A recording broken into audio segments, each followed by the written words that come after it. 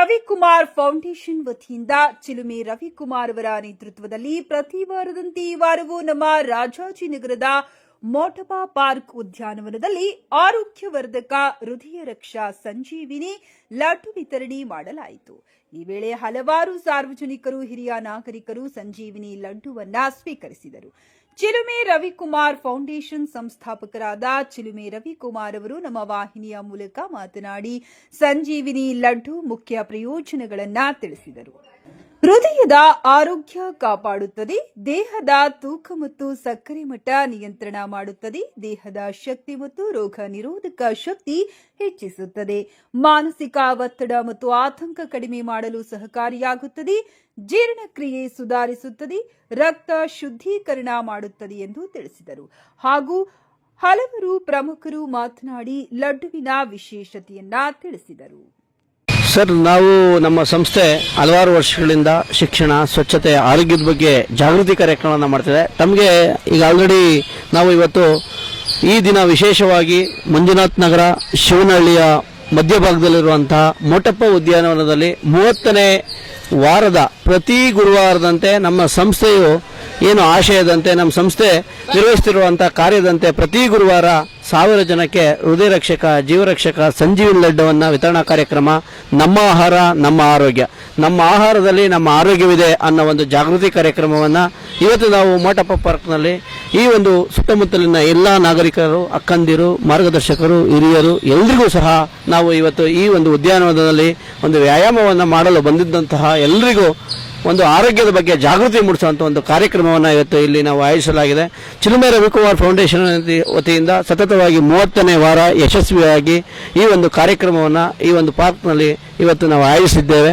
ಇದರ ಮೂಲ ಉದ್ದೇಶ ಏನಪ್ಪ ಅಂತಂದರೆ ನಮ್ಮ ಆಹಾರ ನಮ್ಮ ಆರೋಗ್ಯ. ಇತ್ತೀಚಿನ ದಿನಗಳಲ್ಲಿ ಎಲ್ಲರೂ ಕೆಲಸದ ಒತ್ತಡದಲ್ಲಿ ಅವರವರೇ ಆದಂಥ ಕೆಲಸಗಳ ಒತ್ತಡಗಳಲ್ಲಿ ನಾವೆಲ್ಲೂ ನಮ್ಮ ಆಹಾರದ ಪದ್ಧತಿಯನ್ನು ಮತ್ತು ನಾವು ಇತ್ತೀಚಿನ ದಿನಗಳಲ್ಲಿ ತಿನ್ನುವಂತಹ ಆಹಾರ ಪದಾರ್ಥಗಳಲ್ಲಿ ನಮ್ಮ ಆರೋಗ್ಯವಿದೆ ಅನ್ನೋ ಒಂದು ಇದನ್ನು ಎಲ್ರಿಗೂ ಸಾರ ಅಂತ ಒಂದು ಸಂದೇಶವಾಗಿದೆ. ಏನಪ್ಪ ಈ ಹಿಂದಿನ ಕಾಲಗಳಲ್ಲಿ ನಮ್ಮ ಎಲ್ಲ ಏನು ಗಿಡಮೂಲಿಕೆಗಳು ಮತ್ತು ನಮ್ಮ ಆಯುರ್ವೇದಿಕ್ ಪದ್ಧತಿಯಿಂದ ಮತ್ತು ಸಾವಯವ ಪದ್ಧತಿಯಿಂದ ಬಳಸಿದಂಥ ಆಹಾರ ಪದಾರ್ಥಗಳನ್ನು ಸೇವಿಸೋದ್ರಿಂದ 100 ವರ್ಷಗಳ ಕಾಲ ಆಯುಸ್ಸು ಚೆನ್ನಾಗಿರ್ತಿತ್ತು. ಯಾವುದೇ ರೀತಿಯಾದಂಥ ಕಾಯಿಲೆಗಳು ಬರ್ತಾ ಇರಲಿಲ್ಲ.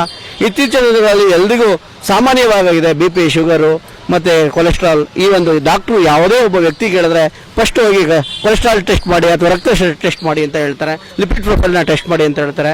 ಅಂಥದ್ರಲ್ಲಿ ನಾವು ತಿನ್ನುವಂಥ ಆಹಾರದಲ್ಲಿ ಯಾವುದೇ ಆಹಾರವನ್ನು ತಿಂದರೂ ಇತ್ತೀಚಿನ ದಿನಗಳಲ್ಲಿ ಕೊಲೆಸ್ಟ್ರಾಲ್ ಹೆಚ್ಚಾಗ್ತಾ ಇರ್ತದೆ.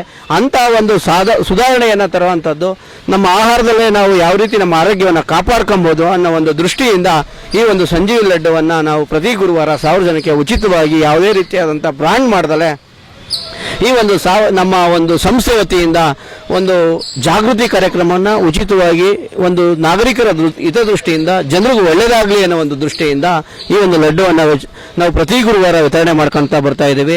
ಇದನ್ನು ದೊಡ್ಡವರು ತಿನ್ಬೋದು, ಚಿಕ್ಕವರು ತಿನ್ಬೋದು, ಎಲ್ಲ ಕಾಯಿಲೆ ಇರೋರು ತಿನ್ಬೋದು.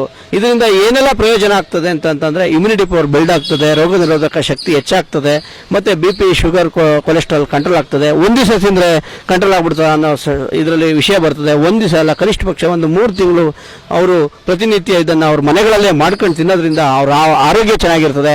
ಅವ್ರ ಆರೋಗ್ಯ ಚೆನ್ನಾಗಿದ್ರೆ ಅವ್ರ ಕುಟುಂಬ ಚೆನ್ನಾಗಿರ್ತದೆ.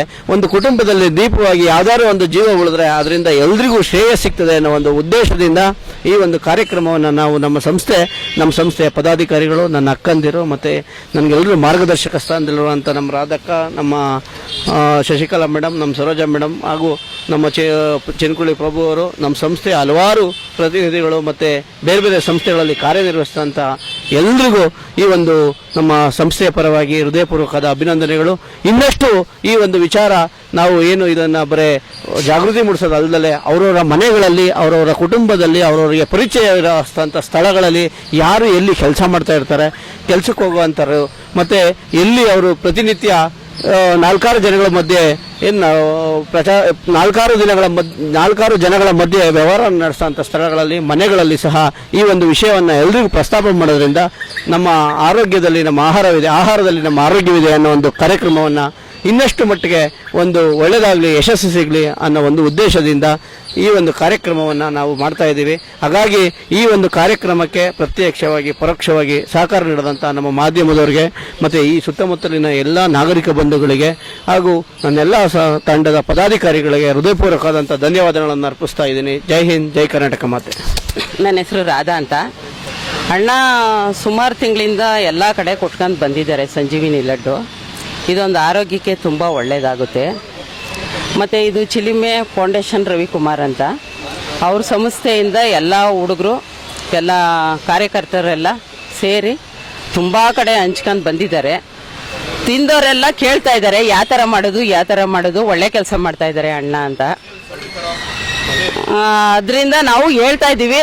ತಿರ್ಗಾ ನಾವು ಅಲ್ಲಿ ಇಲ್ಲಿ ಪ್ರೋಗ್ರಾಮ್ಗೆ ಹೋದಾಗೆಲ್ಲ ಇದು ಹೆಲ್ತ್ ತುಂಬ ಚೆನ್ನಾಗಿ ಸುಧಾರಿಸ್ತಾ ಇದೆ.